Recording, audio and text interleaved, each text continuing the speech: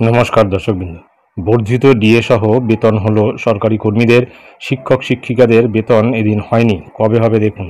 সাম্প্রতিক প্রকাশিত এই প্রতিবেদনটি আমরা বিস্তারিত জেনে নেব। রাজ্য সরকারি কর্মীদের বড় একটি অংশের ডিএ সহ বেতন ঢুকলো মঙ্গলবার সকালে। 4% ডিএ সহ এ মাসের বেতন ঢুকেছে। বাজেটেই 4% ডিএ বাড়ার কথা ঘোষণা করা হয়েছিল। স্বাভাবিকভাবেই নতুন করে এই ডিএ পেয়ে খুশি সরকারি কর্মীদের একটা বড় অংশ। যদিও অন্য একটি অংশ বলছে কেন্দ্রের ডিএর হার 55%, 4% নতুন করে যুক্ত হয়ে রাজ্যের হার দাঁড়িয়েছে 18%। এখন ফারাক 37%। এতটা ফারাক কাম্য নয়। বেসিকের উপর দেওয়া হয় এই ডিএ। যেমন ধরা যাক একজন গ্রুপ ডি স্টাফ যখন বেসিক পান 17,000 টাকা, এই 4% ধরে 680 টাকা আরও তার বেতনে যুক্ত হবে। যদিও স্কুল শিক্ষকদের বা শিক্ষাকর্মীদের মাইনে এদিন ঢোকেনি। সাধারণত মাসের শেষ তারিখ বা 1 অথবা 2 তারিখ স্কুলের শিক্ষক শিক্ষিকাদের বেতন হয়ে থাকে, ফলে অনেকেই আশাবাদী আগামীকাল মাইনে হবে তাদের। স্কুলের শিক্ষকরা বলছেন, অনেক মাসেই দেখা গিয়েছে আমাদের 1 বা 2 দিন আগেই সরকারি কর্মীদের বেতন হয়েছে, ফলে এটা নিয়ে চিন্তার কিছু নেই। 2026 সালের ভোটের আগে মুখ্যমন্ত্রী মমতা বন্দ্যোপাধ্যায়ের সরকারের শেষ পূর্ণাঙ্গ বাজেট হয়েছে এই বছর। তার আগে এক ধাপে 4% বর্ধিত ডিএ পেলেন রাজ্যের সরকারি কর্মীরা। অনেকেই আশাবাদী ভোটের আগে আরও এক দফাও বাড়াতে পারে ডিএ। মুখ্যমন্ত্রী মমতা বন্দ্যোপাধ্যায় বলেছেন, পে কমিশনের টাকা সহ বর্ধিত ডিএ পাবেন সরকারি কর্মীরা, ফলে টাকার পরিমাণ অনেকটাই বাড়বে। তবে কেন্দ্র রাজ্যের ফারাকের পরিমাণ নিয়ে অসন্তুষ্ট অনেকেই।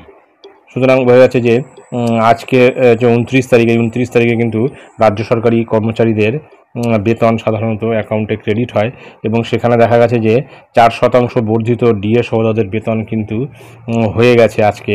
এবং শিক্ষক শিক্ষিকা বা শিক্ষাকর্মীদের বেতন হওয়ার কথা কিন্তু মাসের শেষ দিন, অর্থাৎ 30 তারিখ।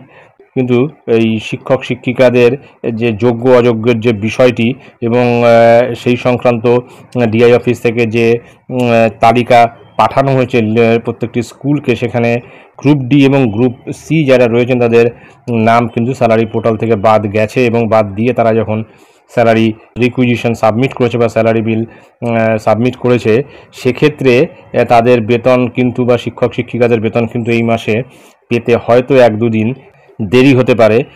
আবার দেখা যেতে পারে যে সমস্ত স্কুলের এই সমস্যা নেই, বা যে সমস্ত স্কুলে এই যোগ্য অযোগ্য এই শিক্ষক শিক্ষিকাদের ব্যাপারটা নেই, বা গ্রুপ ডি বা গ্রুপ সি স্টাফেদের কোনো বিষয় নেই, সেক্ষেত্রে কিন্তু তাদের বেতন আশা করা যাচ্ছে আগামীকাল 30 তারিখেই হয়ে যাবে। এখন অনেক স্কুল কিন্তু সেই স্যালারি পোর্টাল ঠিকঠাক করে বা কাদের কাদের নাম এই টেন্টেড ক্যান্ডিডেটদের মধ্যে রয়েছে সেটা কিন্তু ডিআই অফিসে অলরেডি প্লেস করেছে। তারপরে তারা বিল কিন্তু ফাইনালাইজ করেও ফেলেছে। এখন দেখার বিষয় যে আগামীকাল শিক্ষক শিক্ষিকা বা শিক্ষাকর্মীদের বেতন আদৌ হয় কিনা। এটাই ছিল গুরুত্বপূর্ণ আপডেট যা আমি আপনাদের সঙ্গে শেয়ার করলাম। ধন্যবাদ।